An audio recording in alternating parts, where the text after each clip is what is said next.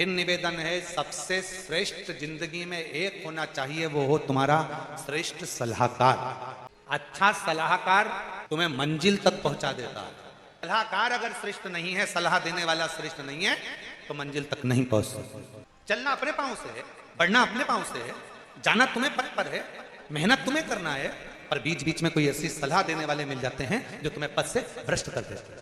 एक व्यक्ति ने एक दुकान खोली, उस पर लिखा था यहाँ पर ताजी मिठाइयाँ मिलती हैं। दूसरा व्यक्ति आके बोला, सबको मालूम है कि ताजी मिलती है, तो ये ताजी लिखने की जरूरत क्या है, तुम्हारे यहाँ बासी मिलती है क्या? उसने ताजी को मिटा दिया। अब लिखा था यहाँ मिठाइयाँ मिलती हैं, तो सबने कहा सबको मालूम है कि यही मिलती है, यहाँ लिखने की जरूरत क्या थी? उसने यहाँ को हटा दिया। अब लिखा मिठाइयाँ मिलती है। तीसरा व्यक्ति आया, उसने कहा पागल हो गया, मिठाई की दुकान है तो मिठाई तो मिलेगी, मिठाई लिखने की जरूरत क्या है? उसने मिठाई हटा दिया, अब लिख दिया मिलती है।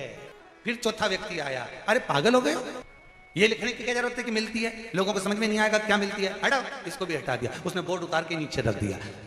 5 दिन बाद फिर दूसरा व्यक्ति आया, भैया तुम्हारी इतनी बड़ी दुकान है, कम से कम लिख के तो रखो कि यहाँ मिठाई मिलती है।